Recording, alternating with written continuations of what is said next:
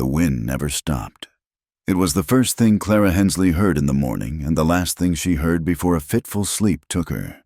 It was a constant, mournful sound that scoured the plains of Kansas, stripping the topsoil and carrying it east in great brown clouds. It whispered through the cracks in her cabin walls, a relentless thief of warmth and peace. Today, it had a sharper edge, a meaner bite that promised more than just another day of dust. Clara was on the roof, a hammer in her hand, her knuckles raw and bleeding. A patch of shingles, torn loose by a gust last week, flapped like a wounded bird's wing. She was trying to nail it down with salvaged nails, each one bent and rusted, each strike of the hammer a gamble against the splintering wood. Below her, the world was a study in brown and gray. The wheat her husband, Thomas, had planted with such hope stood in brittle, lifeless stalks. The earth between the rows was cracked into a mosaic of failure. Her small homestead, a cabin, a barn that leaned with the prevailing wind, and a well that was threatening to run dry, felt like a tiny, forgotten island in an ocean of dead grass. "Mama?" The small voice from below cut through the wind's howl. She looked down and saw her son, Samuel, standing by the woodpile, his face smudged with dirt, his 7-year-old shoulders hunched against the chill. His eyes, the same deep brown as his father's, were wide with a question she dreaded. "What is it, sweet boy?" she called down, her voice thin in the vast emptiness. "Will we have supper tomorrow?" The hammer slipped from her numb fingers and clattered down the pitched roof, landing with a soft thud in the dust. The question was not born of greed, but of a simple, gnawing truth. The flour sack was nearly empty. The last of the salted pork had been eaten 2 nights ago, and the chickens were laying less and less. Her heart constricted into a tight, painful knot. She forced a smile, a brittle thing she was afraid the wind might shatter. "Of course, we will. Samuel, there is still stew from the rabbit I caught, and I will make cornbread. Do not you worry." He nodded, accepting her words as gospel, as children do. He did not see the lie behind her eyes, or the tremor in her hand as she retrieved the hammer. He did not know that the rabbit had been small and stringy, and the cornmeal was little more than dust at the bottom of the bin. He turned and went back to his game of arranging pebbles in a line. A child's simple faith, a stark contrast to the world's harsh indifference.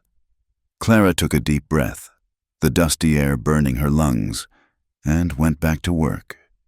Each nail she drove was an act of defiance, a small, desperate war against the slow decay of her life. The closest town, if one could call it that, was Ash Hollow. It was a day's ride by wagon, a journey Clara made as seldom as possible. The town was little more than a single, wide street carved from the dirt, flanked by a dozen sun-bleached wooden buildings. There was Henderson's General Store, where the prices climbed higher with every passing month of drought. There was the saloon, the Dust Devil, its bat-wing doors swinging open to reveal shadows and the sour smell of stale beer and regret. And at the far end of the street, its steeple pointing a hopeful finger at an empty sky, stood the First Baptist Church. Clara dreaded Ash Hollow not for its poverty, but for its people. They watched her. When she walked down that dusty street, she could feel their eyes on her back, their whispers following her like burrs on a blanket. The women, mostly. Some looked at her with a tight-lipped pity that felt worse than scorn, their gazes lingering on her patched dress and the thinness of her son. They would offer a quiet "God bless you." "Clara," their voices soft with the grim satisfaction that her tragedy was not their own. Others were not so kind. She saw the judgment in their eyes, the unspoken accusation that a woman alone was a woman of loose character, or at the very least, a fool for trying to work a man's land. Martha Gable, the preacher's wife, was the worst, a woman whose face seemed permanently pinched from the effort of finding fault in others. She had once cornered Clara outside the church. "A woman has no business trying to run a farm alone. Clara," she had said, her voice dripping with false concern. "It is not godly. You will bring ruin upon yourself and that poor boy."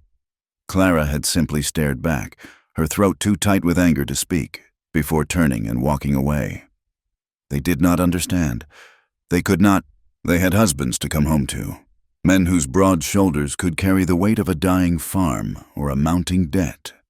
Clara had only her own, and she had the memory of Thomas. Sometimes, when the loneliness was a physical ache in her chest, she would let her mind drift back. She remembered the day he died with a clarity that felt like a fresh wound. It had been 2 years ago. A cattle drive was passing north of their land, a river of horns and hooves that stretched for miles. Thomas had ridden out to watch, fascinated by the sheer scale of it. Samuel, only 5 then, had been with her in the cabin. She remembered the low rumble that grew into a deafening thunder, the way the ground itself seemed to tremble. Then, the shouting, a gunshot, sharp and panicked. The herd had spooked, a stampede. She had run from the cabin, her heart pounding a frantic rhythm against her ribs. All she could see was a roiling cloud of dust, a nightmare of thrashing bodies and terrified bellows. She screamed his name until her throat was raw.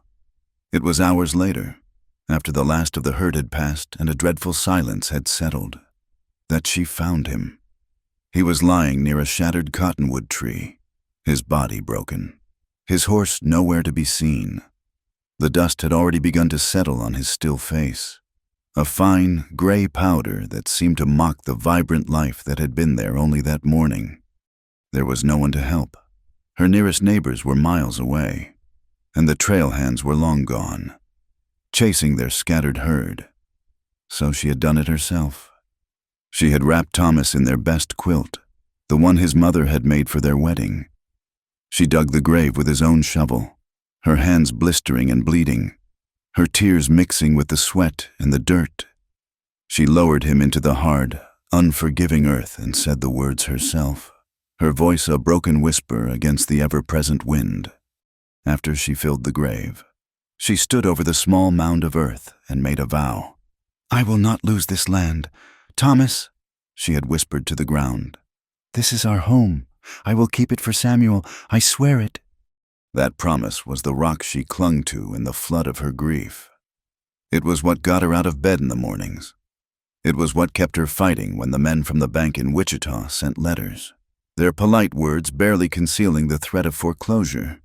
It was why she was on a crumbling roof, hammering bent nails, with a storm gathering on the horizon. She could see it now, a dark bruise in the west. The sky was no longer the pale, washed-out blue of morning. It was turning a sickly shade of green-gray, and the clouds were building into towering, anvil-shaped monsters.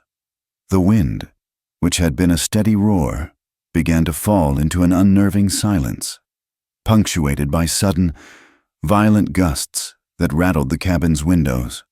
An unnatural stillness settled over the prairie. The birds fell silent. The air grew thick and heavy, charged with a strange, electric energy. Clara scrambled down from the roof, her heart beginning to hammer with a primal fear. She had seen storms before, the violent thunderstorms that could drop a year's worth of rain in an hour. But this was different. This felt malevolent. "Samuel, inside, now!" she yelled, her voice sharp with urgency. He ran to her, his game forgotten, his eyes wide with fear as he looked at the menacing sky. She pushed him gently through the cabin door and began her frantic preparations. She ran to the small corral, her worn leather boots kicking up puffs of dust. Her 2 milk cows, Bessie and June, were huddled together, their eyes rolling nervously. She checked the rope on the gate, pulling it tight, then added another for good measure. She shooed the half-dozen chickens into their coop and dropped the heavy wooden bar across the door. Every animal she had was a precious, irreplaceable asset. Back at the cabin, she worked with a desperate efficiency. She dragged the heavy wooden shutters across the 2 small windows, plunging the single room into a gloomy twilight. She wedged a piece of wood under the door to brace it. The wind was picking up again, No longer a steady moan, but a series of shrieking, violent blasts.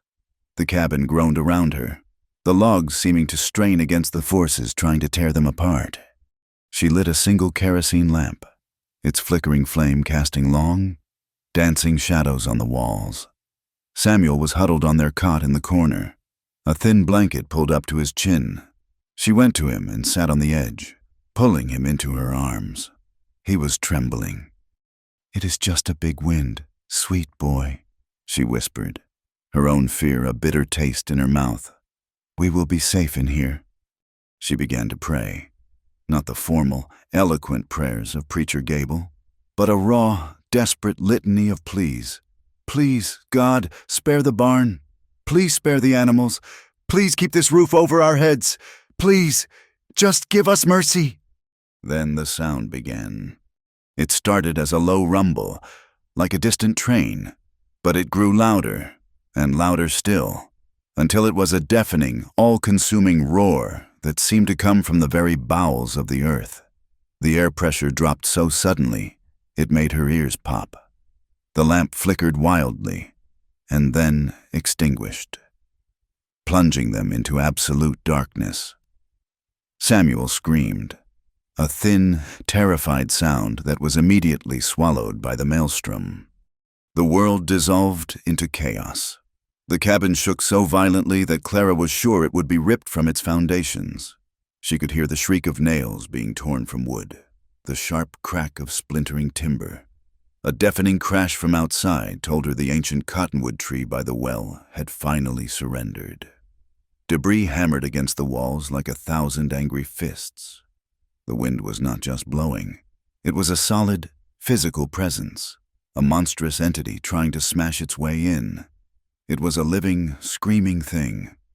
Clara threw herself over Samuel, shielding his small body with her own, burying his face in her shoulder to muffle his cries.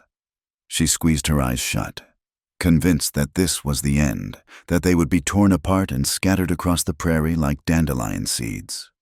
And then she saw it. Through a crack that had opened between 2 logs in the wall, she saw the barn. It seemed to shudder, to lift from the ground for a horrifying instant, before it simply disintegrated. Planks and beams were tossed into the churning, debris-filled air like matchsticks. In that same flash of horrifying clarity, against the backdrop of the swirling gray funnel, she saw a horse and rider. The horse reared, its scream lost in the roar, and then it was lifted, tumbling end over end. The rider, a dark shape torn from the saddle, was thrown violently through the air, disappearing into the maelstrom of destruction where the barn had been. The image was seared into her mind. A man. There was a man out there. The roar of the storm began to recede, moving on, its terrible work done. The sound lessened from a deafening blast to a retreating rumble. In its wake, a new sound emerged, the drip of rain and the groan of wounded wood. "Stay here," she gasped to Samuel, her voice hoarse. She unwrapped herself from him and stumbled toward the door. The brace had been knocked loose. She put her shoulder to it and shoved. It swung open with a sickening scrape.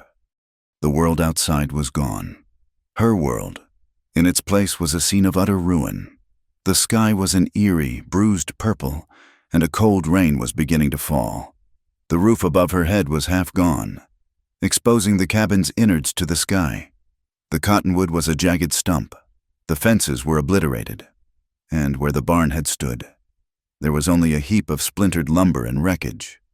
But her eyes were fixed on that pile of debris. The man, he could not have survived. It was impossible. Yet some instinct, some stubborn refusal to accept more death, propelled her forward. She ran out into the rain, heedless of the sharp wood and twisted metal underfoot. "Hello," she cried out, her voice sounding small and weak in the new, vast silence.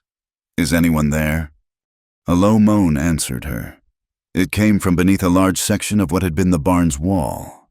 Hope, terrifying and fragile, surged through her.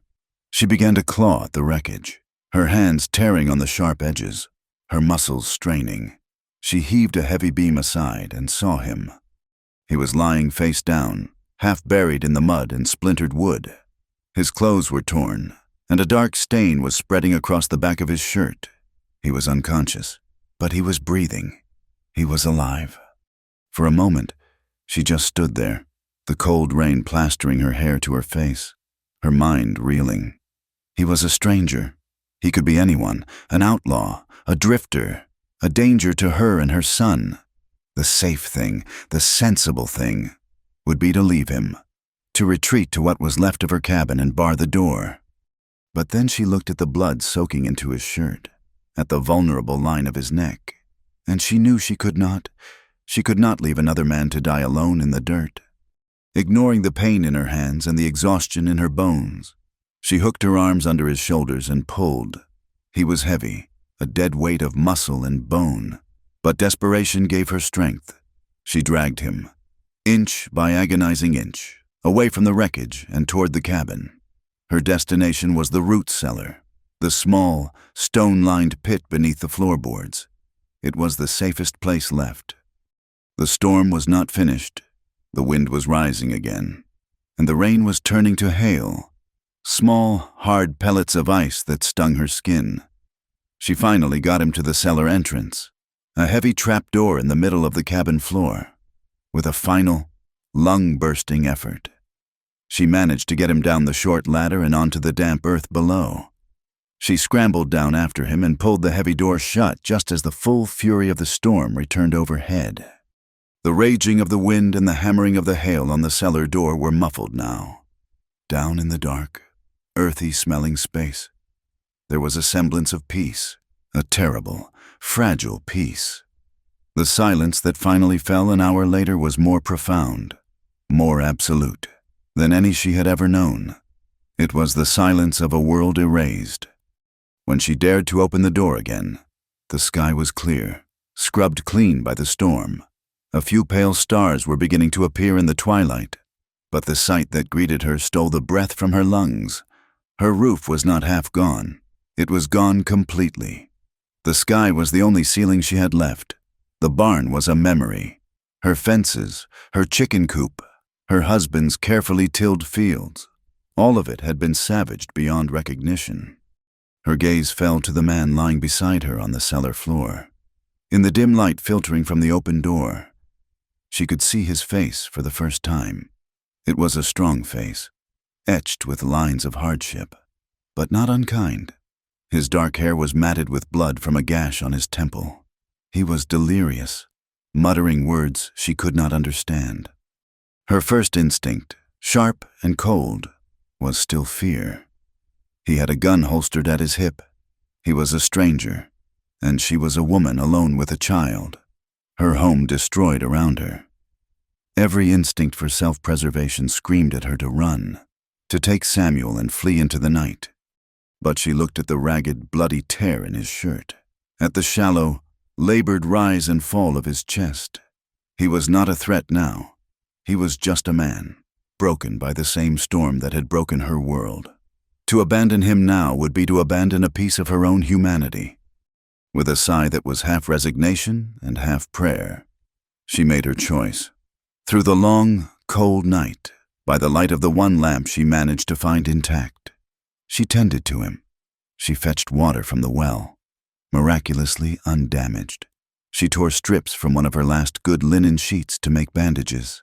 She carefully cleaned the gash on his head and the deeper wound in his side, her stomach churning at the sight of the raw flesh. He was burning with fever, his skin hot to the touch. She bathed his forehead with cool water, listening to his fevered whispers, her fear slowly giving way to a weary, aching compassion.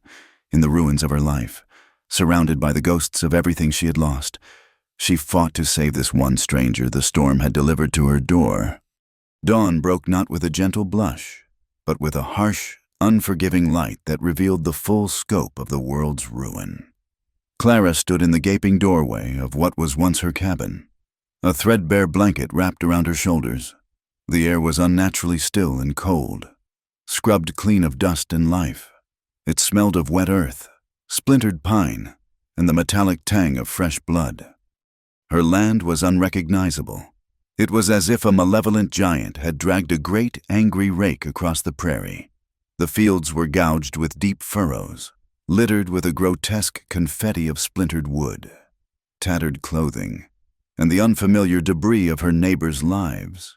Her fences were gone. The posts snapped like twigs.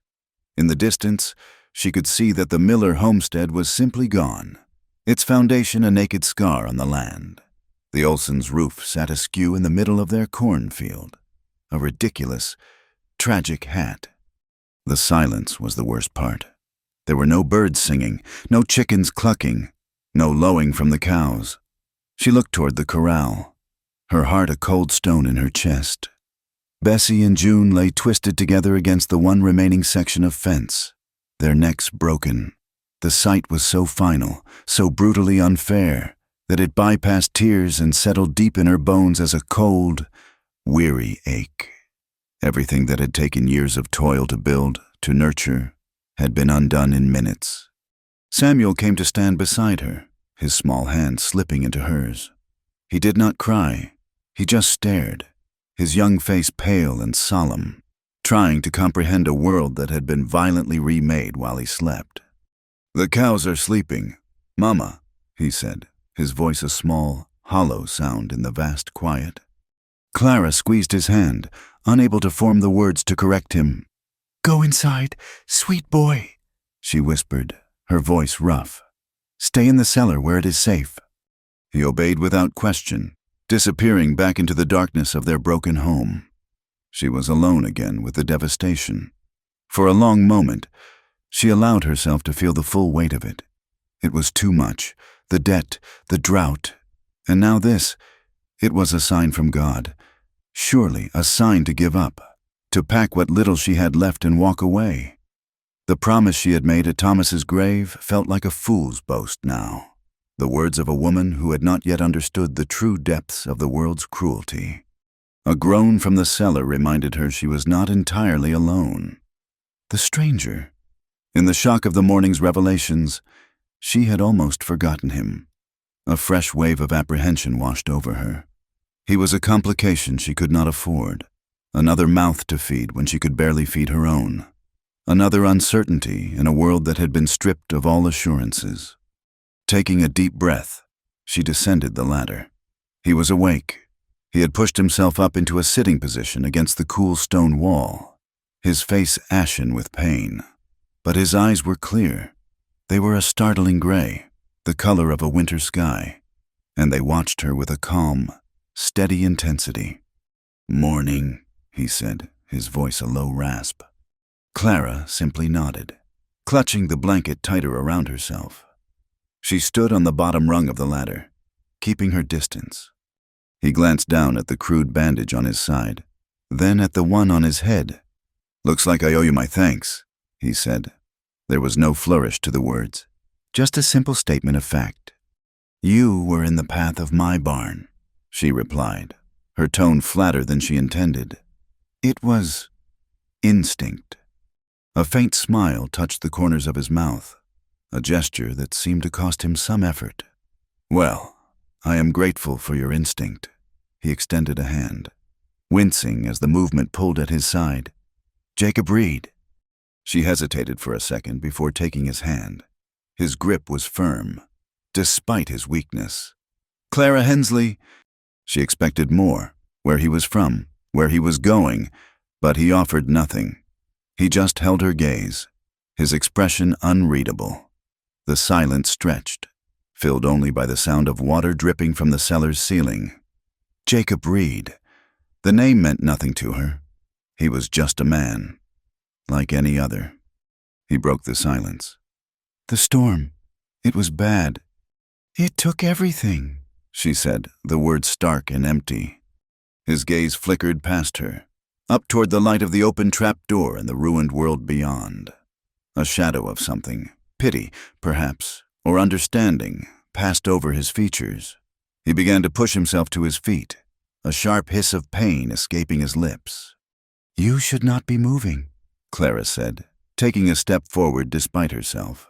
"Your side is torn up something awful." "I have had worse," he said, leaning heavily against the wall for support. "I need to see, and I need to help." "Help?"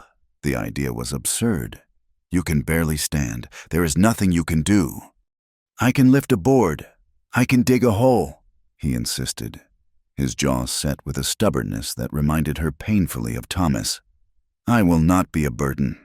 Mrs. Hensley, I caused you trouble enough by getting myself thrown on your property. I will help you fix what I can. A man repays his debts."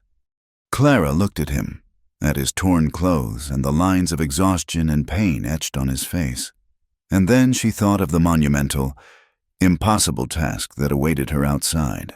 She thought of the dead cows that needed to be buried before they attracted predators, of the mountain of debris that had to be cleared, of the gaping hole where her roof used to be. Her pride warred with a crushing wave of despair. She could not do it alone. She knew that. "Fine," she said, her voice barely a whisper. "But you will work until you cannot, and then you will rest. I will not have a dead man on my hands on top of everything else." A quiet understanding passed between them. He gave a single, slow nod, and so their strange partnership began. The days that followed blurred into a grueling routine of labor and exhaustion. They were two lonely souls adrift in a sea of wreckage, working side by side from sunup to sundown. Their bond was not forged in conversation, but in the shared rhythm of work, in the silent language of mutual hardship. The first task was the grimmest. They dug a deep pit far from the well and dragged the stiff bodies of Bessie and June into it. The work was slow and brutal. Jacob, despite his injury, refused to let her take the heavier burden, his face pale and beaded with sweat, his movements stiff with pain. When the final shovel of dirt covered the last trace of her small herd, Clara finally broke. She leaned on her shovel and wept, not with loud, theatrical sobs, but with the quiet, wrenching tears of a woman who had lost too much. Jacob stood a few feet away, his head bowed, giving her the dignity of grieving without witness. He did not offer empty words of comfort. He just waited, his silent presence a strange and unexpected anchor. They moved on to the barn. It was a hopeless tangle of splintered wood and twisted metal. Together, they sorted through the chaos, creating separate piles, wood that could be salvaged for repairs, wood that could be used for the fire, and wood that was nothing more than kindling. They found the chickens, all of them dead in their crushed coop. Samuel cried then, hot, angry tears for his small flock. It was Jacob who knelt and spoke to the boy, his voice low and gentle. He explained that sometimes things happened that were not fair, but that the bravest thing a man could do was to build again. He helped Samuel fashion small wooden crosses for each bird, a simple act of kindness that eased the boy's grief and chipped away at another layer of Clara's caution. In the evenings, they would sit by a fire built in the yard, the smoke curling up into the vast, starry sky. They ate what little food Clara had, supplemented by a rabbit Jacob managed to snare. They barely spoke. There was a deep weariness in both of them that words could not touch. But in the shared silence, a quiet respect began to grow. Clara saw that Jacob was not a lazy man, nor was he a complainer. He worked with a relentless determination. His hands, though not as calloused as a lifelong farmer's, were capable and strong. He was quiet and observant, his gray eyes seeming to take in everything. And he was good with Samuel, treating him not as a nuisance, but as a small man deserving of respect. For his part, Jacob watched Clara. He saw the fierce pride that straightened her back even when her muscles screamed with fatigue. He saw the raw grief that sometimes clouded her eyes when she looked out over the ruined fields. And he saw the stubborn, unyielding will that forced her to pick up a hammer each morning and face another impossible day. They were two strangers, bound by a shared catastrophe, each recognizing in the other a flicker of the same lonely resilience. About a week after the storm, their isolation was broken. A wagon appeared on the horizon, crawling slowly across the prairie. Clara's stomach tightened. Visitors. She had been so consumed by the work that she had forgotten about the outside world, about Ash Hollow and its prying eyes. It was the Gable's wagon, with Preacher Gable holding the reins and his wife, Martha, sitting stiffly beside him. In the back were two other women from the church, their faces masks of morbid curiosity. "Clara, my dear child," Martha Gable called out as the wagon creaked to a halt, her voice a shrill instrument of false sympathy. Her eyes swept over the devastation, but they lingered longest on Jacob, who had paused in his work, leaning on a salvaged beam. "Mrs. Gable," Clara said, wiping her sweaty hands on her apron. "The Lord has tested you, Clara. He has surely tested you," the preacher intoned, looking more at the sky than at her. "We came as soon as we heard the devastation is biblical." "We brought you a charity basket," Martha announced, gesturing to a small basket in the back of the wagon. It contained a loaf of bread, a jar of preserves, and a Bible. "It is the least we could do for a widow in your circumstances." Her gaze flicked to Jacob again, a flicker of disapproval in her eyes. Clara felt a hot flush of shame and anger. They had not come to help. They had come to stare, to whisper, to pass judgment. "This is Mr. Reed," Clara said, forcing the words out.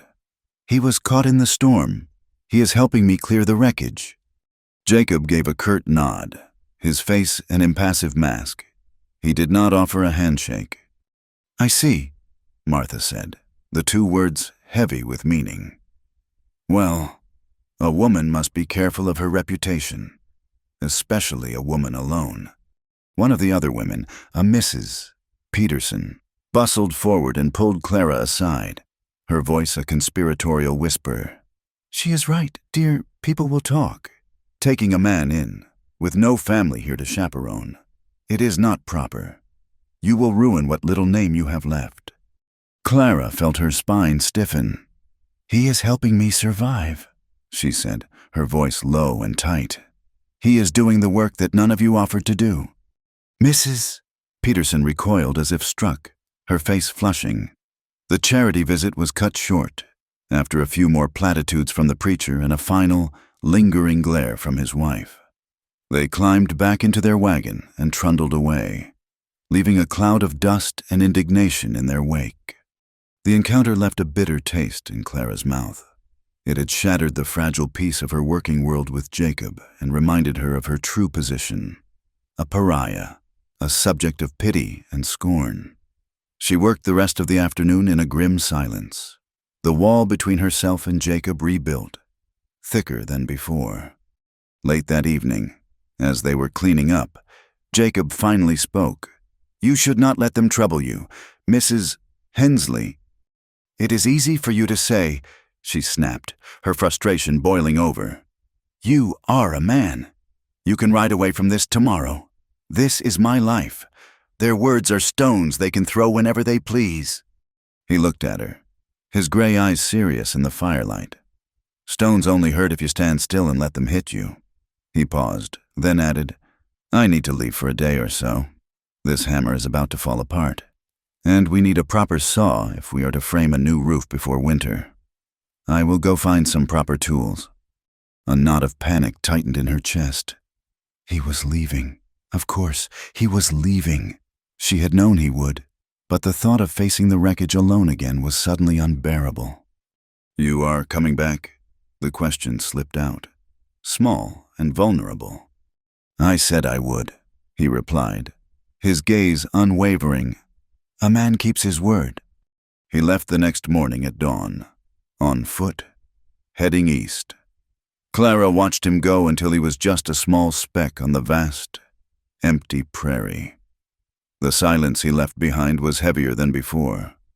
Later that day, another rider approached. This one official, it was Sheriff Brody, a tall, weary-looking man with a kind face and a drooping mustache. He was making his rounds, assessing the damage across the county. "Afternoon, Clara," he said, tipping his hat as he dismounted. "Heard you got hit bad. Looks like the stories were true." His eyes took in the destroyed barn and the missing roof with a grim shake of his head. "We are managing. Sheriff," she said. "We?" he asked, his eyebrows raising slightly. "I had some help. A man who was caught in the storm. A drifter. He went to find tools." The sheriff grunted, his gaze scanning the horizon. "A drifter, you say? That is a funny thing. We found a horse yesterday, a few miles from here, a fine-looking blood bay with a silver-inlaid saddle. Not the kind of horse a drifter rides. Its leg was broken. Had to put it down. The trail led back this way, right to the edge of the Reed Ranch property." Clara's blood ran cold. The Reed Ranch.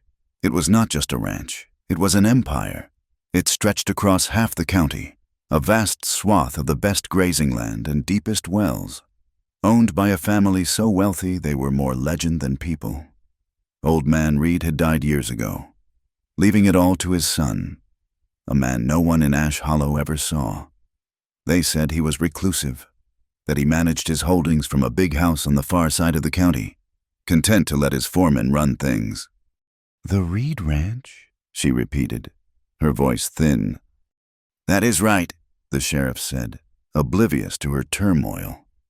"Biggest spread in this part of Kansas. I just figured, with your stranger showing up right here, maybe he was a hand from their place who got caught out. Anyway, let me know if you need anything from town."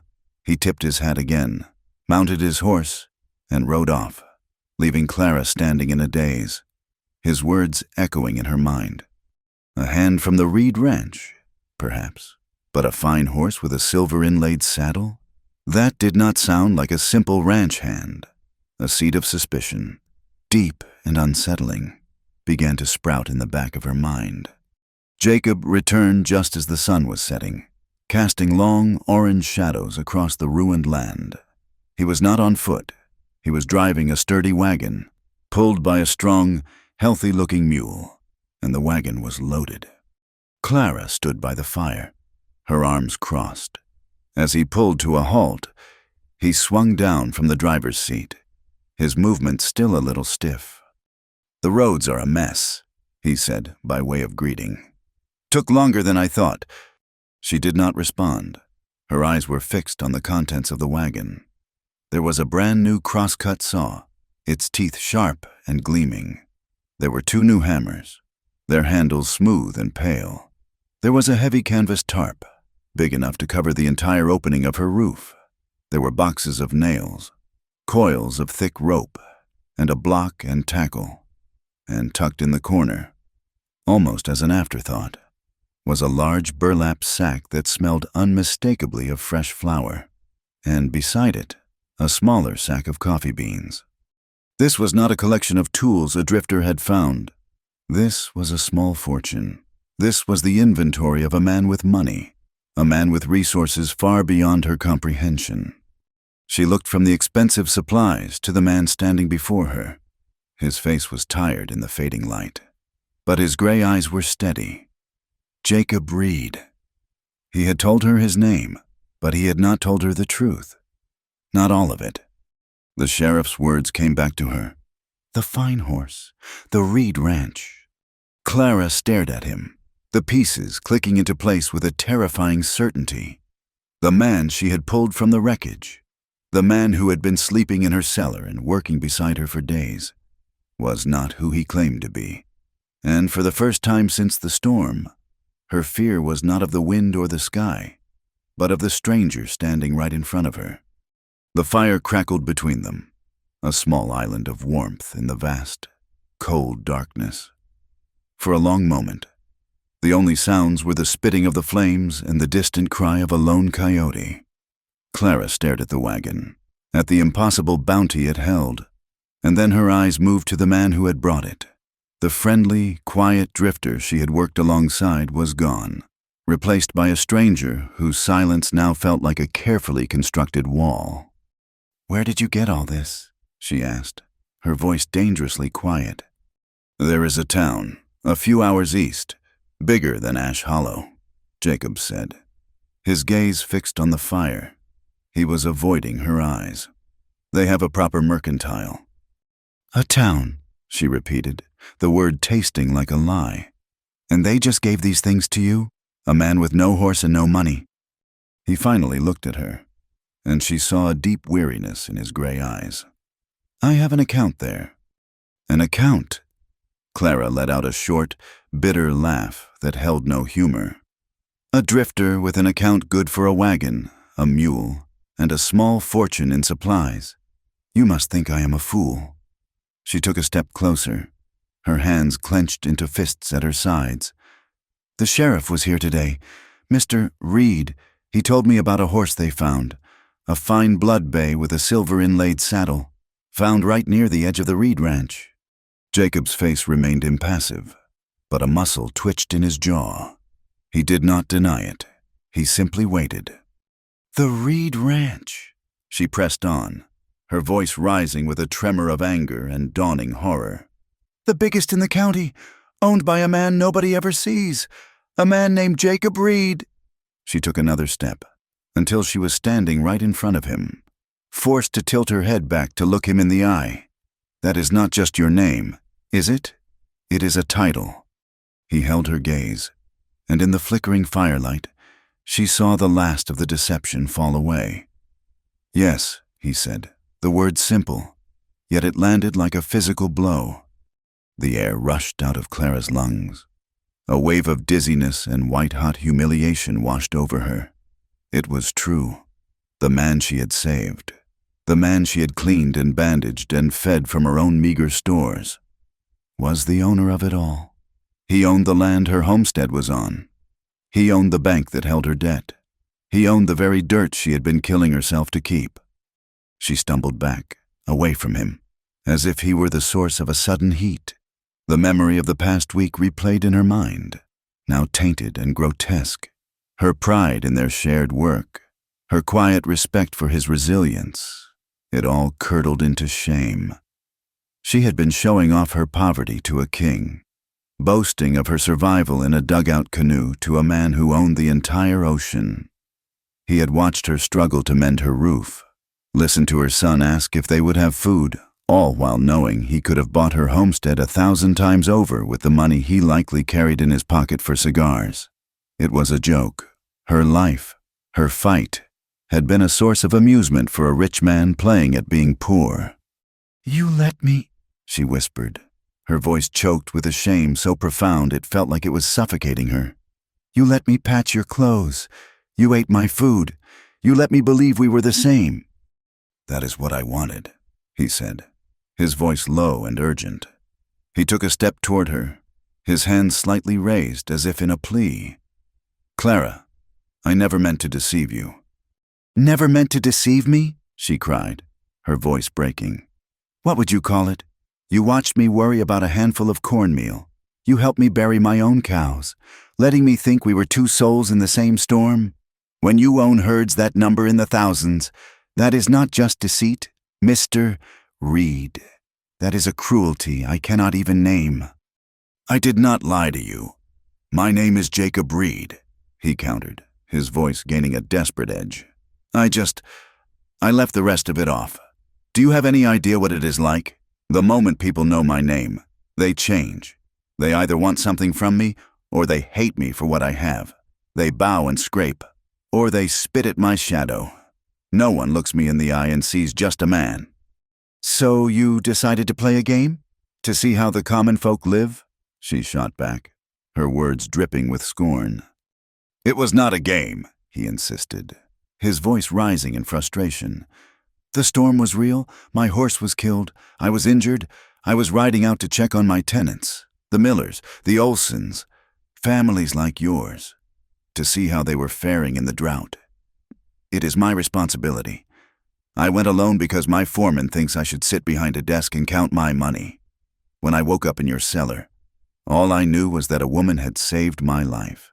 And for the first time in years, she looked at me and saw a man, not an estate. I did not want to lose that.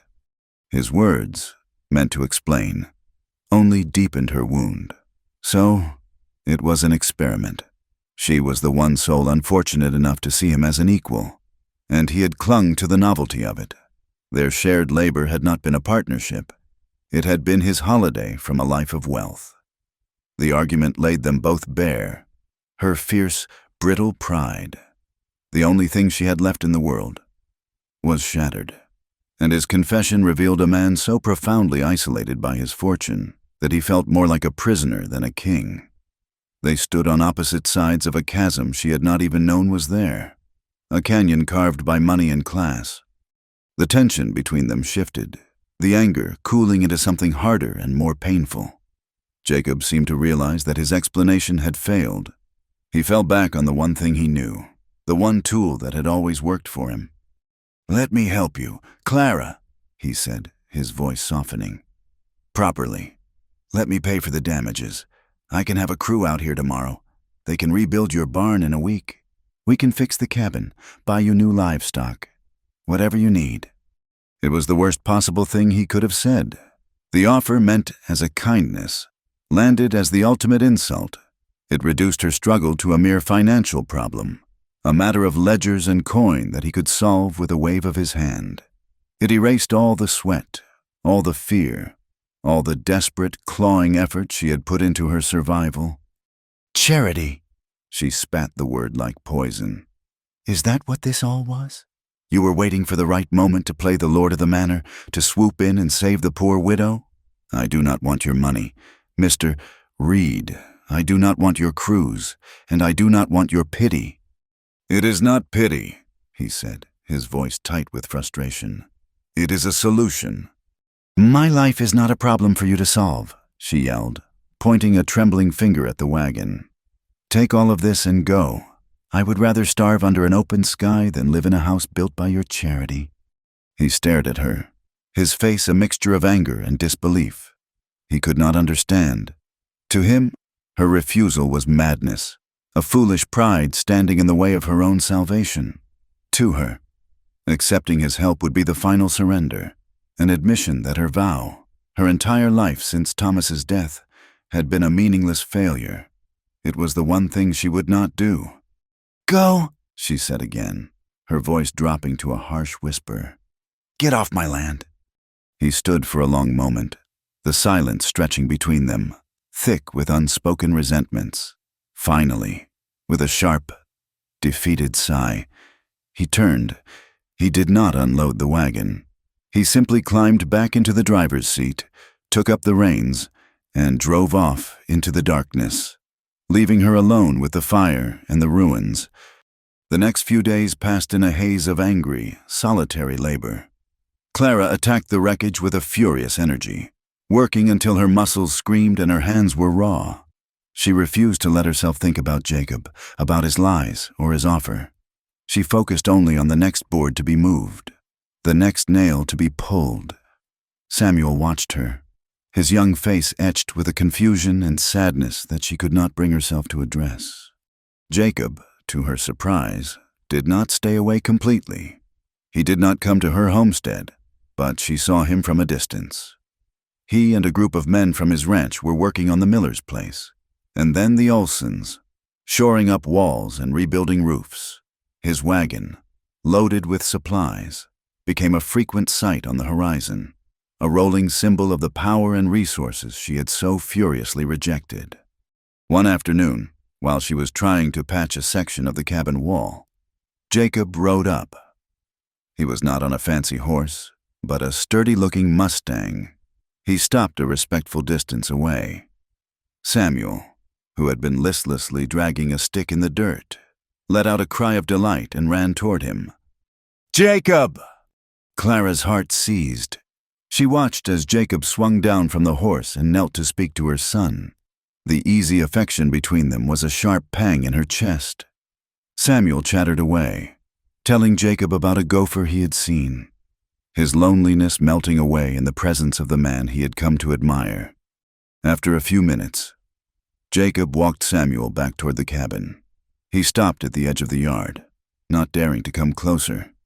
"Mrs. Hensley," he said, his tone formal. "Mr. Reed," she replied, not looking up from her work. "The boy looks thin," he said quietly. Her hammer paused mid-swing. "We are fine," she said through gritted teeth. I was speaking to Samuel, Jacob continued, his voice gentle. He told me that sometimes you cry at night. When you think he is asleep, he said you talk about letters from the bank. Clara froze, her face burning with shame. The innocence of a child had betrayed her most private and desperate secret. She felt utterly exposed, stripped of the last shred of her pride. She could not speak, could not even look at him. He did not press the point. He just stood there for a moment, the silence heavy with her humiliation. Take care of yourself, Clara, he said, his voice softer than she had ever heard it. Then he turned, mounted his horse, and rode away. 2 days later, she woke to the sound of hammering, but it was not her own. She scrambled out of the lean-to she had built against the one remaining wall of the cabin and saw them. A crew of 4 men were standing where her barn used to be, their wagon loaded with fresh-cut lumber. They were already laying out a foundation. A cold, white-hot fury, unlike anything she had ever felt, surged through her. She marched toward them, her patched dress whipping around her ankles. A man who looked to be the foreman, a burly fellow with a weathered face, saw her coming and tipped his hat. "Morning, ma'am, mister. Reed sent us. Figured we would get this barn raised for you. Should not take more than a week." "You will do no such thing," Clara said, her voice shaking with rage.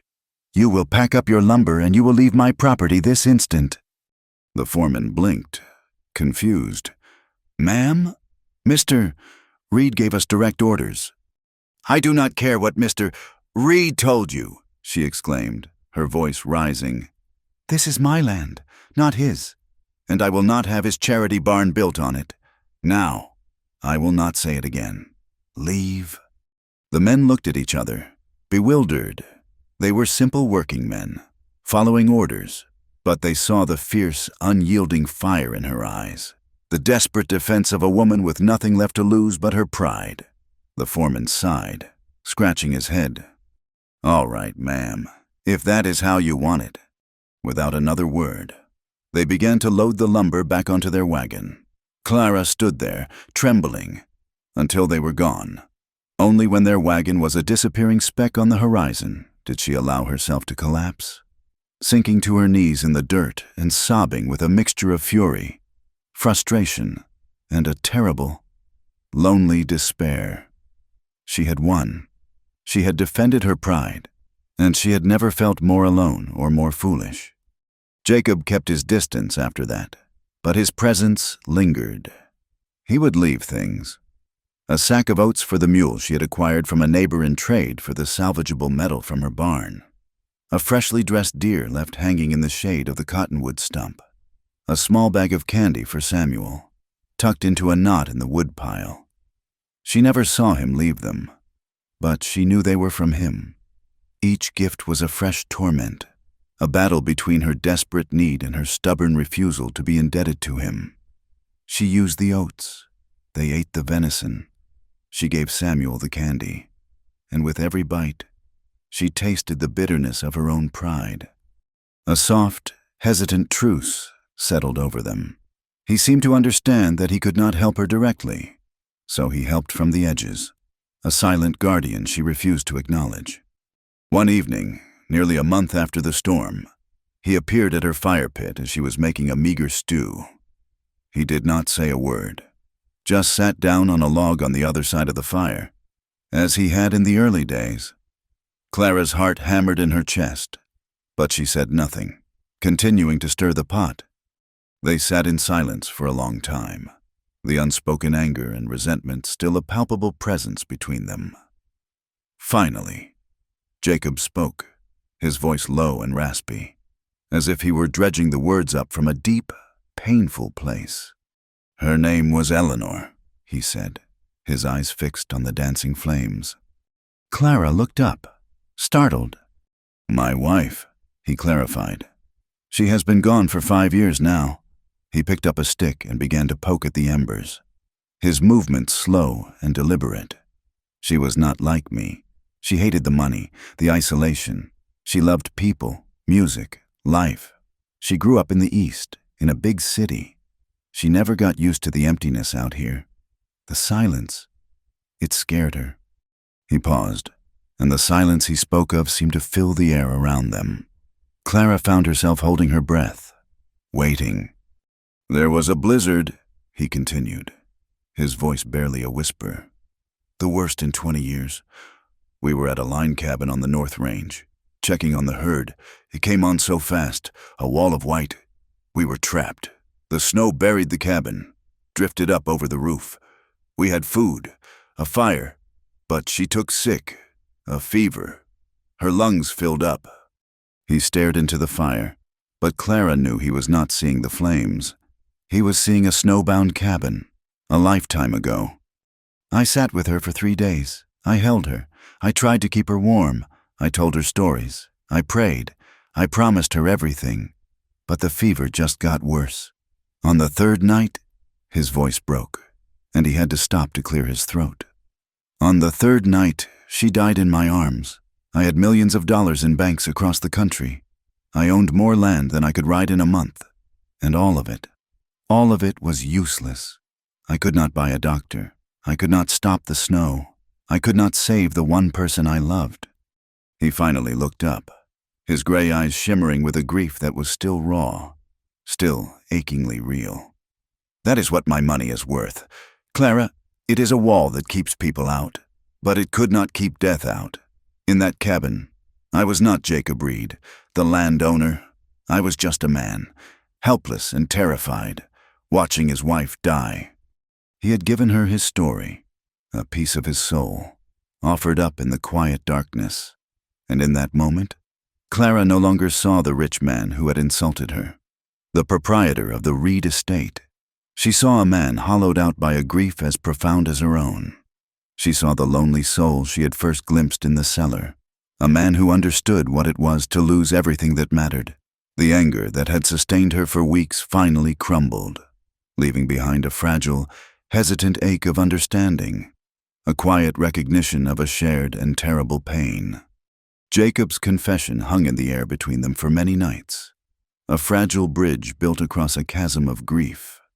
The anger in Clara's heart had not vanished, but it had been banked, cooled by the shared sorrow of a love lost to the unforgiving indifference of the prairie.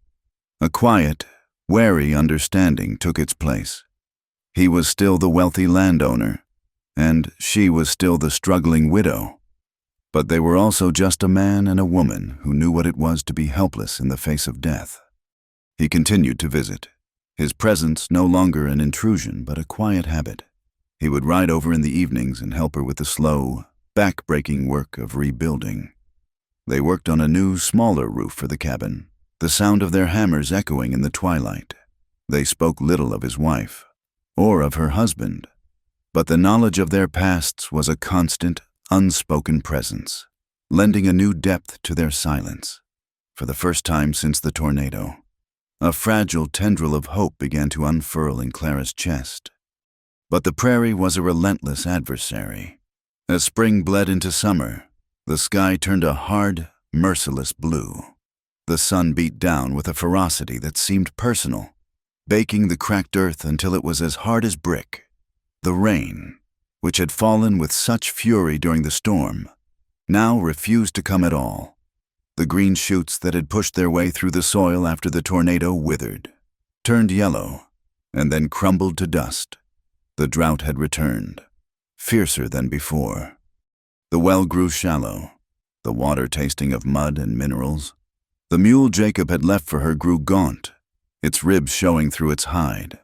The few chickens she had managed to acquire scratched listlessly in the dust, laying only tiny, infrequent eggs. The small garden she had planted with such care became a graveyard of withered vines. The wind, once a harbinger of storms, was now just a hot, dry breath that carried the smell of dust and decay. The specter of starvation, which had briefly receded, returned to haunt her days and nights. Jacob continued to leave supplies, sacks of feed for the mule, flour and beans for her and Samuel, but it was never enough to outpace the relentless consumption of the drought. Each sack he left felt less like a gift and more like a measure of her failure. Then the letter came. It was delivered by a circuit mail rider, a thin, sun-scalded man who handed her the envelope with an expression of weary pity.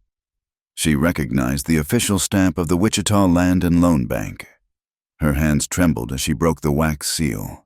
The words were formal, couched in the cold, impersonal language of business, but their meaning was as clear and brutal as a slap in the face.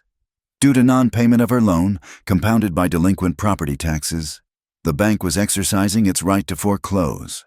She had 30 days to vacate the property. 30 days. The paper fluttered from her numb fingers and landed in the dust at her feet. It was over. All the struggle, all the promises made over Thomas's grave, all the blood and sweat she had poured into this unforgiving soil, it had all been for nothing. A wave of profound, hollow emptiness washed over her. She had fought so hard, for so long, and she had lost. She sank down onto her cabin steps, the brutal sun beating on her head, and stared at the dead fields, seeing not just a failed crop, but the final, undeniable proof of her own failure. Jacob found her there an hour later, still sitting in the same spot, the letter lying in the dust beside her. He did not need to ask what was wrong. He had seen the mail rider making his rounds, had seen the same envelopes delivered to the Millers and the Olsons. He knew what they contained. He dismounted and came to stand before her, his shadow falling over her in a brief respite from the sun. He picked up the letter and read it, his face grim. When he was done, he folded it carefully and tucked it into his pocket. "Clara," he said, his voice quiet. He knelt in front of her, so their eyes were level. "There is another way." She shook her head, unable to speak. A great silent sob lodged in her throat.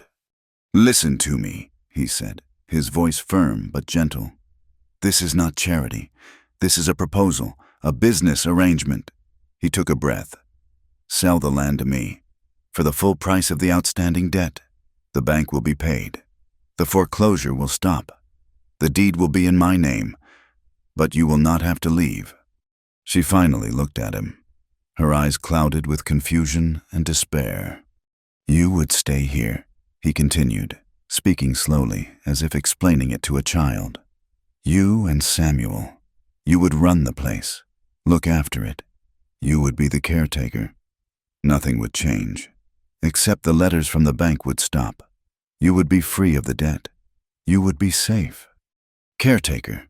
The word hung in the air between them, ugly and demeaning.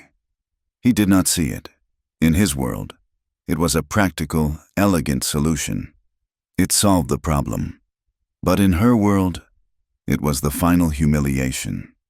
She would be a tenant on her own land, a servant in her own home, living by his grace, his permission. Every sunrise, every sunset she watched from her porch would belong to him. The very ground beneath her feet would be a reminder of her failure and his power. The last embers of her pride, which had been buried under a mountain of despair, flared back to life. She slowly got to her feet, her spine straightening, her chin lifting. "No," she said, her voice a raw whisper. Jacob looked up at her, his face etched with confusion. "Clara, be reasonable. It is the only way. I would rather starve free than live as someone's charity case," she said, her voice gaining strength. "I would rather walk away from this place with nothing but the clothes on my back than stay here as your caretaker. This land is mine because I have bled for it. The moment I sign it over to you, it becomes nothing more than a cage. A comfortable cage, perhaps, but a cage all the same." "That is foolish pride talking," he said, his frustration rising. "I am trying to help you keep your home." "My home is not just a roof and 4 walls. Jacob," she said, her voice trembling with a passion she thought had been baked out of her. "It is the one thing in this world that is mine, the one thing I have not been beaten on. Do not ask me to give that up. You, of all people, should understand what it means to be helpless. Do not ask me to choose to be helpless." He stared at her, the gulf between their worlds once again a vast, uncrossable canyon. He saw a woman choosing ruin over salvation. She saw a man who, for all his good intentions, could never truly understand that some things were worth more than money. He stood up, a look of deep, weary sorrow on his face. The fragile bridge between them had collapsed. The gossip in Ash Hollow, which had quieted for a time, now returned with a vengeance. Clara's refusal of Jacob's help, which the ranch hands he had sent had undoubtedly reported back to their families, was seen as proof of her arrogance or, worse, her cunning. The story twisted as it was told and retold. Now, it was said that she was holding out for a better offer, that she was playing a long game to trick the wealthy rancher into marriage. She was no longer a tragic widow, but a scheming seductress. She felt the change on her next trip into town. The whispers were louder, the stares more pointed and hostile. Women who had once offered her pity now turned their backs as she walked by. Men watched her with a new, speculative gleam in their eyes.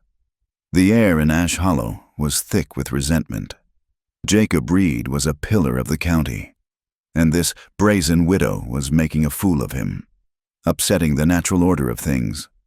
Preacher Gable stopped Jacob on the street, his face a mask of pious concern. "Mr. Reed," he said, his voice loud enough for several onlookers to hear. "A word of counsel, if I may. Your continued association with the Hensley woman is becoming a source of consternation for the faithful. It sets a poor example. A man of your standing must be above reproach. To be seen lavishing attention and supplies on a woman of her tenuous position, it encourages impropriety." Jacob had simply stared the preacher down with his cold gray eyes until the man stammered and retreated. But the damage was done. The preacher had given the town's gossip the weight of moral authority. Clara's lowest moment came a few days later. She had gone to town to sell her last few jars of pickled vegetables, a pitiful attempt to earn a few coins. As she was leaving the general store, she passed by the saloon. The bat-wing doors were propped open to catch the faint breeze, and the sound of men's voices and laughter drifted out into the street. She quickened her pace, wanting only to be away from this place that hated her. But she could not help but overhear the words that floated out on a cloud of cigar smoke. "I tell you, she has got that rancher wrapped around her little finger," one man said, his voice slurred. "Must be one hell of a woman." Another voice chimed in with a chuckle. "To keep a man like Reed coming back to that dust bowl. A smart widow knows what a rich man is really looking for after his wife has gone cold." A third man let out a coarse laugh. "She is probably earning that new mule one night at a time in the hayloft. More money in that than in farming, I reckon." The words struck her with a physical force, knocking the air from her lungs. They were not just judging her. They were defiling her. They were taking her grief, her struggle, her friendship with Jacob, and twisting it into something ugly and sordid. They were painting her as a whore. The humiliation was a vile, sticky thing, a filth that she could not wash off. She felt her spirit, already so battered and worn, simply break.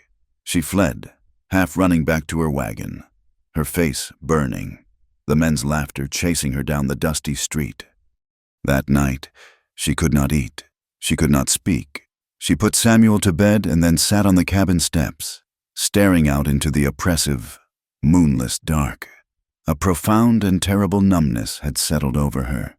They had won. The drought, the bank, the gossips. They had finally beaten her. The fight was gone. All she felt was a vast, empty exhaustion. She was cursed. Everything she touched, everyone she cared for, was brought to ruin. Thomas was dead. Her farm was dead. And now, her name, the one thing she had kept clean, was sullied beyond repair. She did not notice the smell at first, a faint, acrid scent on the hot night air.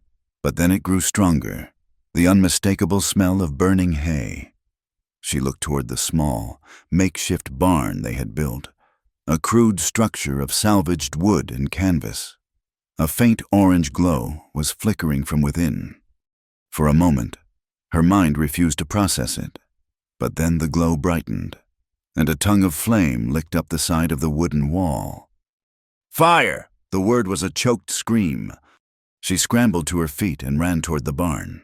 The mule was inside, along with the half-dozen chickens. Panic seized her, cold and sharp. She fumbled with the wooden latch on the door, the heat already blistering the wood. Inside, the hay was a raging inferno, and the terrified screams of the mule were a sound of pure agony. Smoke billowed out, thick and choking, forcing her back. She could not get in. The flames were everywhere, consuming the dry wood with an insatiable hunger. Samuel was screaming her name from the cabin. She turned, torn between the dying animal and her son, her mind fracturing with terror and indecision. Suddenly, a horse thundered out of the darkness, a dark shape against the rising flames. It was Jacob. He must have seen the glow from a distance.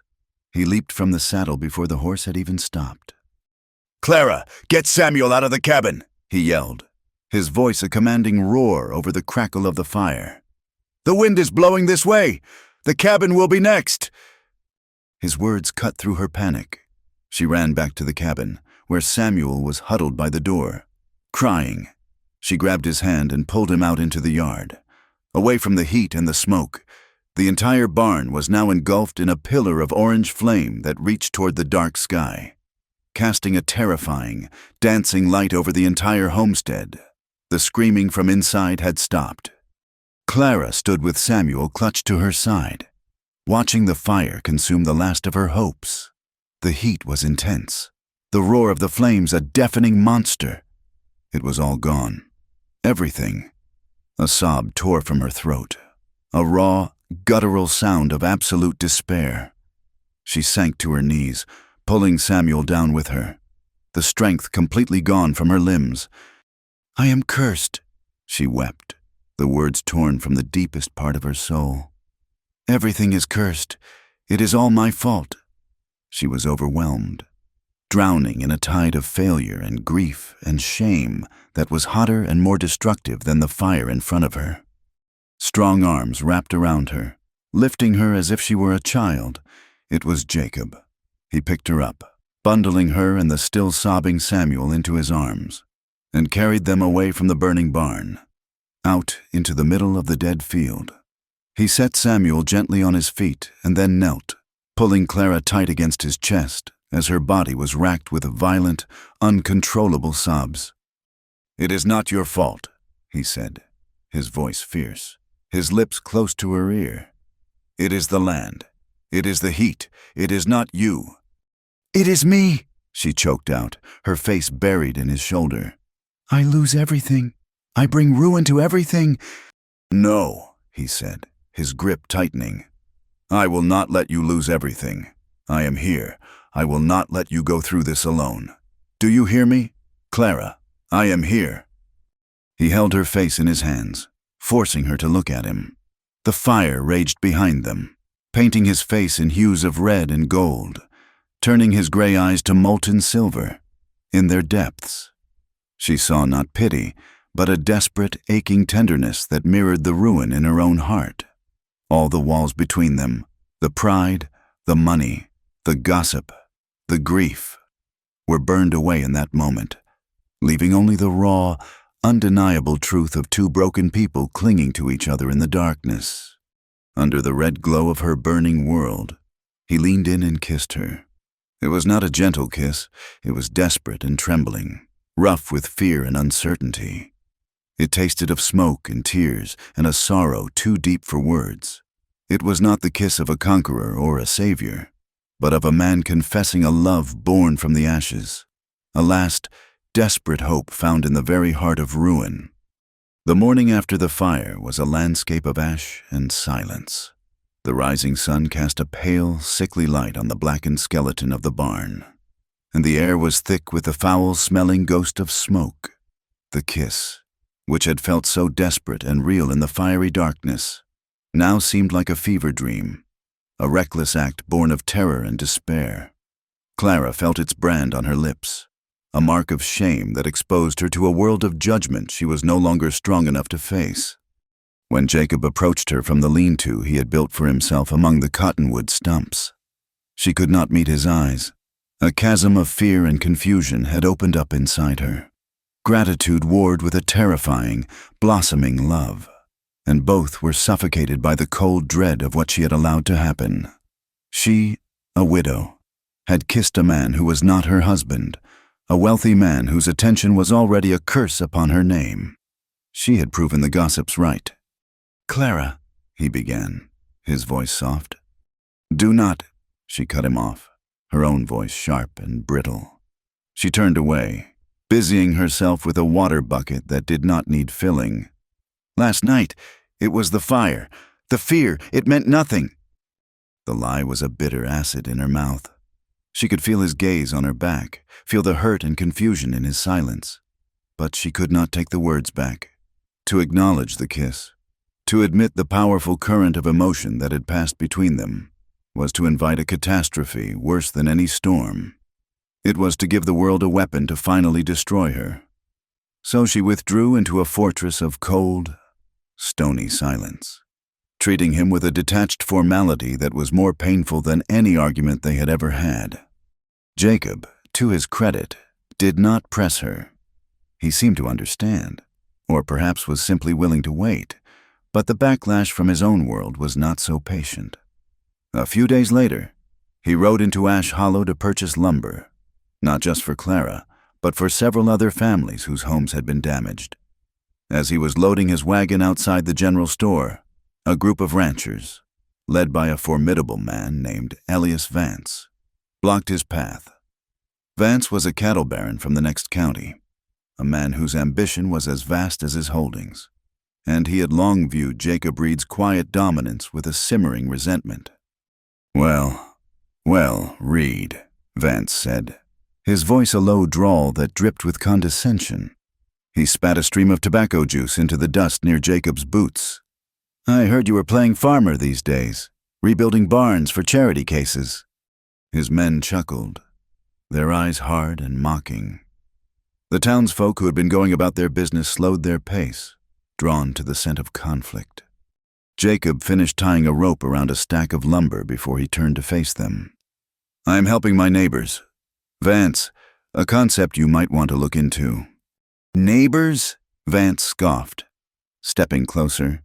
"Last I checked, your home is a day's ride from here. This is not your neighborhood, and that Hensley widow is not your neighbor. She is your hobby. A man with your money ought to find a more respectable way to pass the time. People are saying you have lost your senses over a piece of land that is not worth the dirt it sits on, and a woman who goes with it." The insult was plain, a direct challenge to Jacob's judgment and his honor.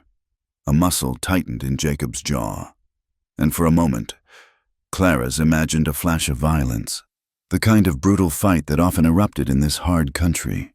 But Jacob simply held Vance's gaze, his gray eyes as cold and flat as slate.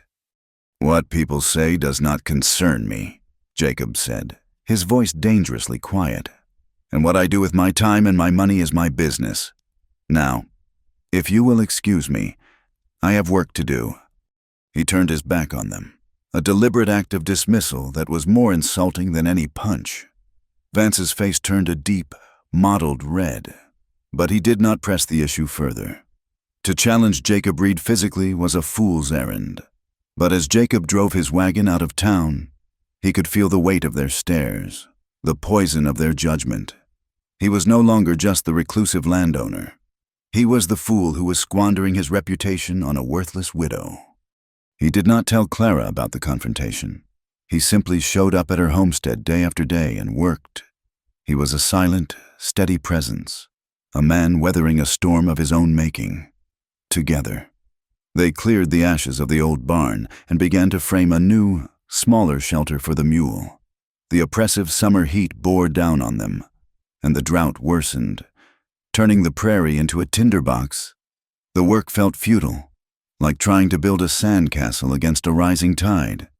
Tempers across the county were frayed thin, with stories of arguments over water rights and rumors of cattle rustling becoming more common. The whole world seemed to be holding its breath, waiting for a breaking point. In the midst of this tense, silent rebuilding, a new and powerful complication emerged. Samuel. For Clara, Jacob was a source of fear and conflict, a man whose presence threatened to upend her life. For Samuel, Jacob was simply a hero. The boy, starved for a man's attention, followed Jacob everywhere, his small face lit with an adoration that was both beautiful and heartbreaking to watch. One afternoon, as Jacob was showing Samuel how to carve a whistle from a piece of soft pine, the boy looked up, his expression serious. "Jacob," he asked, "are you going to be my new PA?" The question, so innocent and direct, shattered the fragile peace.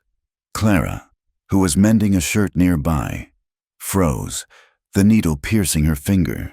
She saw Jacob's hand still, the knife held motionless above the wood. He looked at Samuel, and a look of profound sadness crossed his face. "I would be honored to be your friend, Samuel," he said gently, avoiding a direct answer. "That is what we are. Good friends." Samuel seemed to accept this, but Clara saw the flicker of disappointment in his eyes, and she saw the truth of her own impossible situation with blinding clarity. She wanted stability for her son. She wanted him to have a man to look up to teach him the things a boy needed to know. Jacob was providing that, and Samuel was blossoming under his attention. But that very stability was a terrifying dependence. She was allowing her son to love a man who could be driven away at any moment, a man the whole world seemed determined to separate from them. To let that bond grow was to risk a heartbreak for her son that would be far worse than any hardship they had yet endured. She was caught in a trap, torn between her son's happiness and her fear of the future. The breaking point came, as it always did, from the sky. The day had been unnaturally hot and still, the air so thick and heavy it felt like breathing water. In the late afternoon, the western horizon began to darken, not with the familiar gray-green of a tornado, but with a deep, bruised purple that seemed to swallow the light. There was no wind at first, just an eerie, expectant silence. The birds vanished. The insects fell quiet. Jacob had been helping her dig a deeper channel from the well, a last, desperate attempt to find more water. He stopped, his shovel halfway to the ground, and looked west. His face, already grim, tightened. "Clara," he said, his voice low and urgent. "That is not a normal storm." It was a wall of blackness, a churning, monstrous thing that seemed to consume the entire sky. Jagged forks of lightning spider-webbed through it, silent at first, then followed by a low, continuous rumble that was not like thunder, but like the groan of the earth itself. The temperature dropped 20 degrees in as many minutes. "Get Samuel in the cellar, now!" Jacob yelled, already running toward the cabin. But Clara was not looking at the cabin. She was looking at the new shelter they had built, which housed her mule and a goat she had recently acquired in trade. She could hear the animals stamping and braying in terror. She remembered the fire, the horrible sound of the animals screaming as they burned. She would not let it happen again. "The animals!" she cried, grabbing a rope. "We have to get them to the cellar." "There is no time," Jacob shouted, grabbing her arm. "It is almost on us. We have to take shelter." She tore her arm from his grasp, her face set with a wild, stubborn desperation. "I will not lose them, not again." She ran to the shelter and threw open the door. The wind hit then, not as a gust, but as a solid wall of force that nearly knocked her off her feet. Rain, thick and cold as ice, began to fall in horizontal sheets. Jacob managed to get Samuel into the cabin and then ran after her, his face a mask of grim fury. "Clara, for God's sake, listen to me!" Together, they wrestled with the terrified animals, the wind a shrieking banshee in their ears, the rain a blinding torrent. They managed to drag the mule out, its eyes rolling in fear, and were halfway to the cellar when the full fury of the storm broke upon them. The roar was deafening, the air filled with flying dirt, leaves, and debris. The new fence they had spent weeks building simply disintegrated. A long section of it, a heavy wooden post with barbed wire still attached, was lifted into the air like a spear. Clara saw it coming, a dark, tumbling shape in the churning chaos. It was hurtling directly toward Samuel, who had come to the cabin doorway, his small face a white blur of terror. He was frozen. He could not move. Clara screamed, a sound that was ripped from her throat and swallowed by the storm. She saw Jacob move. It was not a thought, but a pure animal instinct. In 2 long strides, he threw himself at Samuel, shoving the boy violently back into the cabin. In the next instant, the fence post struck Jacob across his back and leg with a sickening, final thud. He collapsed without a sound, a broken heap on the ground. For a heartbeat, the world stopped. The roaring wind, the lashing rain, it all faded away, and the only thing Clara could see was Jacob, lying motionless in the mud. Then, a surge of adrenaline, cold and powerful, washed through her. "Samuel, stay inside!" she screamed, her voice raw. She ran to Jacob's side. He was unconscious, his face a deathly pale. His one leg was bent at an unnatural angle, and a dark, spreading stain of blood was soaking through his shirt at his shoulder. She grabbed him under his arms and pulled. He was a dead weight, far heavier than he had been the first time. But she pulled with the strength of sheer terror, her boots slipping in the mud, the wind tearing at her, threatening to rip him from her grasp. She dragged him, inch by agonizing inch, toward the cellar. It was an impossible task. The world was a screaming, chaotic nightmare around her, but the image of his body, limp and broken, fueled a strength she did not know she possessed. She got him to the trap door, somehow managed to get it open, and half-lowered, half-dropped him into the darkness below. Samuel, his face streaked with tears and rain, helped her pull the heavy door shut just as a deafening crack of thunder shook the very ground beneath them. They were in the cellar again, huddled in the damp, earthy darkness, the storm raging a few feet above their heads. It was a terrifying echo of their first meeting. But everything was different now. The man lying on the dirt floor was not a stranger. He was Jacob, and the fear that gripped Clara's heart was not of a threat from without, but of a loss from within.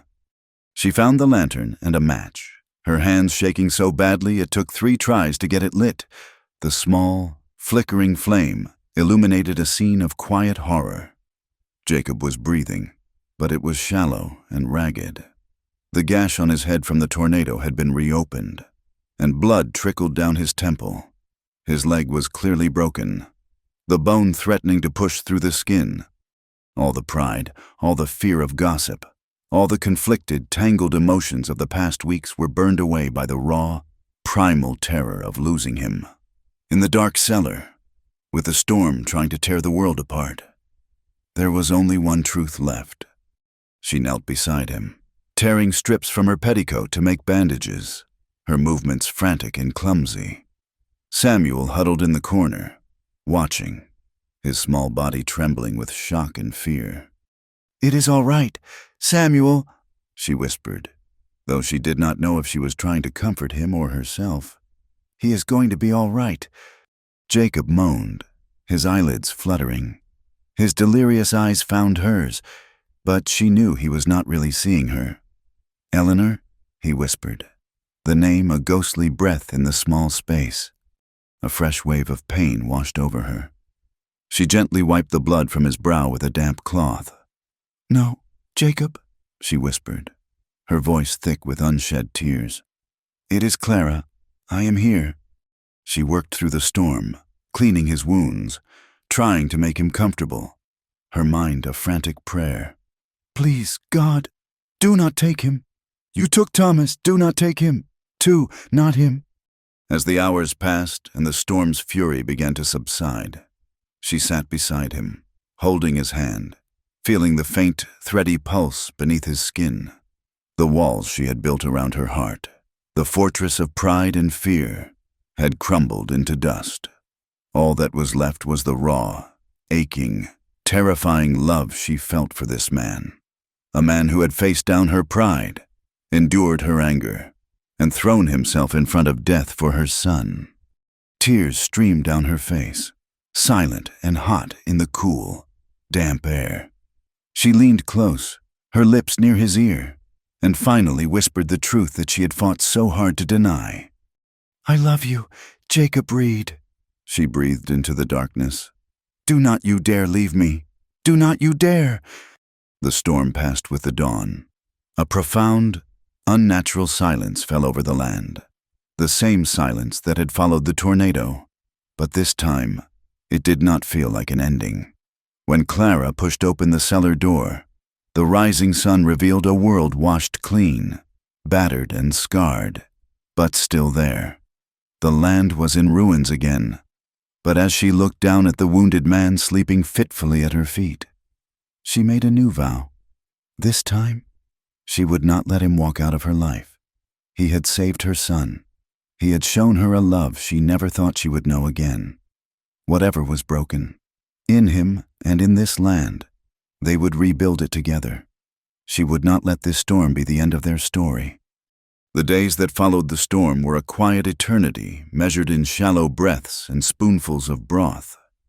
Jacob lay in Clara's bed, his body broken and feverish, adrift on a delirious sea of pain. The world outside, with its flattened fences and debris-strewn fields, ceased to exist. Clara's entire universe shrank to the small, dim cabin and the man who lay within it. She tended to him with a devotion that left no room for the ghosts of pride or fear.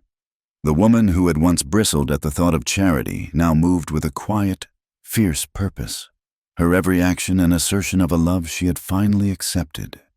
She bathed the sweat from his brow, her touch gentle on his fevered skin. She cleaned and dressed his wounds, the deep gash on his head and the angry, swollen flesh around his shattered leg, her stomach steady, her hands sure. She sat by his side through the long, silent nights, listening to the ragged rhythm of his breathing, her presence a constant, watchful vigil. In his delirium, he spoke of things she did not understand, of stock prices and land deeds, of a man named Vance, and often of a woman named Eleanor. He would reach out with a trembling hand, his eyes unfocused, and whisper his dead wife's name. In the beginning, the name had been a sharp pang in Clara's heart, a reminder that she was tending to a man whose heart might forever belong to another. But as the days wore on, she found herself whispering back, her voice a soft balm in the darkness. "It is all right, Jacob. She is at peace now, and you are safe. I am here." She was not trying to replace his past, but to anchor him to the present, to a future she prayed he would live to see. Slowly, painstakingly, he began to return to her.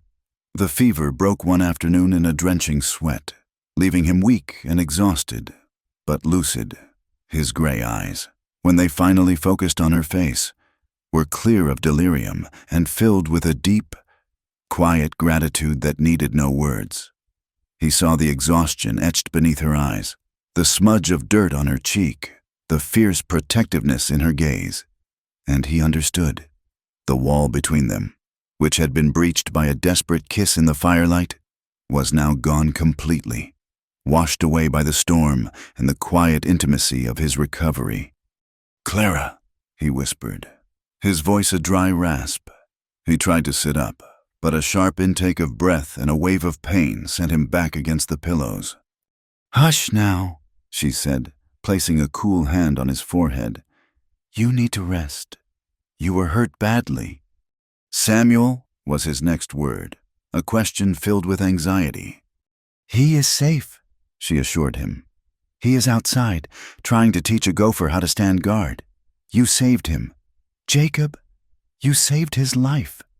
A look of relief washed over his face, and he closed his eyes, his hand finding hers and gripping it with a surprising strength. "That is all that matters," he murmured, and drifted back to sleep. A week later, a wagon arrived at the homestead. It was not the gossips from Ash Hollow, but two serious-looking men who radiated an aura of quiet competence. One was an older, silver-haired man in a city suit, and the other was a rugged, weathered man who looked like he had been born in a saddle. Clara met them on the porch, her stance wary and protective. "We are looking for Mr. Reed," the rugged one said, his eyes scanning the repaired cabin with a professional curiosity. "I am his foreman, Daniel, and this is Mr. Abernathy, his lawyer." "He is alive," Clara said, her voice firm. "but he is in no condition for business." "Thank God," Daniel breathed, a look of genuine relief on his face. "We feared the worst when he did not return. We have had men searching the county for 2 weeks. From inside the cabin, Jacob's voice, though weak, called out, "Daniel, let them in! Clara!" The men entered the small cabin, their hats in their hands, their large frames seeming to fill the space. They stood by Jacob's bedside, their faces a mixture of relief and concern. "You gave us quite a scare, boss," Daniel said, his voice gruff with emotion. "I have had better weeks," Jacob replied, a faint, pained smile on his lips. He then looked at the lawyer. "Abernathy, did you bring the papers?" The lawyer opened his briefcase and produced a thick stack of documents. "As you requested, Jacob, the surveys are complete, and I have drawn up the preliminary contracts for the sale of the northern and western tracts. It is a radical proposal, selling land to the tenants, offering them 20-year notes with minimal interest. Your father would never have approved." Jacob's expression hardened slightly. "My father is gone. I am tired of being a king on an empty throne. Abernathy, I own half the county. And what has it brought me? Fear from those who have nothing and resentment from those who want more. I have watched good people, good families, break themselves on land that I own but have never bled for. That is going to change. I want them to have a stake in their own lives, a chance to build something that is theirs. It is past time." Clara stood by the doorway, listening, her heart pounding. This was the man she had thought of as a cold, powerful landowner, a man isolated by his own wealth. And here he was, planning to dismantle the very empire that defined him. Not for profit, but for a principle. He was not just trying to buy redemption. He was trying to build it, for himself and for everyone who lived on his land. After the men had gone, leaving behind a basket of medical supplies and food from the main ranch, a new, comfortable silence settled in the cabin. The revelation of his plan had shown Clara the true measure of the man. His wealth had not corrupted him. It had become a burden he was now determined to cast off in favor of something more real. Later that evening, as she was changing the bandage on his shoulder, he spoke. "Clara, there is one more piece of land we need to discuss." He reached under his pillow and pulled out a single, folded document. It was a property deed, her property deed. "The bank in Wichita is a subsidiary of my family's holdings," he said quietly. "I had Abernathy draw this up last week. The debt is cleared. The land is free." He held it out to her. She stared at the paper, the symbol of everything she had fought and bled for, now offered to her so freely. A year ago, a month ago, she would have recoiled in anger, her pride screaming at the insult of such a gift. But she was not that woman anymore. She looked from the deed to his face, at the earnest, hopeful expression in his tired eyes. She understood what he was offering. It was not ownership. It was freedom. "I do not want to own your freedom, Clara," he said, as if reading her mind. His voice was thick with an emotion he did not try to hide. "God knows, I have been a prisoner of my own property for years. Seeing how you fought for this place, it taught me what home really means. It is not about a name on a piece of paper. It is about the life you build on it. I do not want to be your landlord. I want to be your partner. I want to share this home with you." She took the deed from his hand, her fingers trembling slightly as they brushed against his. The paper felt warm, alive with the weight of their shared future. "I will not accept this as a gift, Jacob," she said, her voice clear and steady. She met his gaze, and her heart swelled with a love so powerful it left no room for doubt. "I will accept it as a promise that we build this place back, together, as partners." A slow, brilliant smile spread across his face, a smile that seemed to erase the lines of pain and sorrow, leaving only a radiant, hopeful joy. "Partners," he repeated, the words sealing their new world into place. In the weeks that followed, as summer mellowed into the golden light of early autumn, their home began to rise from the ruins, stronger and more beautiful than before. A wagon from the Reed Ranch arrived, not in secret this time, but openly, loaded with fresh lumber, new tools, and driven by Daniel, who now looked at Clara with a deep and abiding respect. The town of Ash Hollow still whispered. Clara would feel their eyes on her when she rode in for supplies. Samuel sitting proudly beside her in the wagon Jacob had given them. She saw Martha Gable clutch her Bible and turn away. She heard the men in the saloon fall silent as she passed. But the whispers no longer had the power to wound her. They were like the buzzing of flies, an annoyance that could be waved away. Her world was no longer defined by their narrow judgments, but by the solid feel of a hammer in her hand, the smell of fresh-cut pine, and the sound of Jacob's steady voice beside her. Her home was not in Ash Hollow. It was on the land she now truly owned, with the family she had chosen. Jacob recovered slowly. The doctor Abernathy had sent from Wichita had set his leg, but it would be a long time before he could walk without the aid of a heavy wooden cane. His immobility did not stop him from working. He would sit on the porch, giving directions to Daniel and the other hands, his mind as sharp as ever. He showed Samuel how to measure boards, how to plane them smooth, how to drive a nail straight and true. One bright afternoon, Clara stood on the porch, watching them put the final shingles on the new cabin roof. Jacob, against the doctor's orders, had insisted on climbing the ladder himself, his bad leg braced carefully. He moved slowly, deliberately, but with a contentment she had never seen in him before. Below him, Samuel handed up the shingles one by one, his face alight with the pride of a boy doing a man's work. Their laughter, easy and genuine, echoed across the quiet plains, a sound more beautiful than any bird song. This, she thought, this is what a home sounds like. As evening fell, casting long, purple shadows across the land, the work was finally done. Jacob descended the ladder and joined her on the porch, his arm finding its way around her shoulders. He smelled of sawdust and sweat and the clean autumn air. Samuel was in the yard, chasing fireflies, his small, joyful shouts a punctuation to the coming night. They stood together in a comfortable silence, watching the vast, open horizon. The sky, which had so often been their tormentor, was now a canvas of soft pinks and deep oranges. In the far distance, a bank of clouds pulsed with a faint, silent lightning, a distant memory of a storm that had passed. The thunder, when it came, was a low, gentle rumble, no longer a threat, but a peaceful, steady heartbeat on the edge of the world. Peace. It was a feeling she had forgotten, a quiet contentment that settled deep in her bones. She leaned her head against his shoulder, her gaze sweeping over their small, sturdy home, the new barn, the mended fences. It was not a grand estate. It was a small, scarred piece of land in the middle of a vast and often unforgiving prairie. But it was theirs. She knew then that storms were a part of life here, a truth as certain as the rising sun.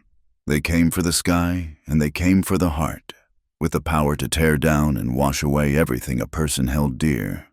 But she also knew, with a certainty that was as deep and unshakable as the roots of the prairie grass, that storms also cleansed. They washed the dust from the air and soaked the broken soil, preparing it for new life and love.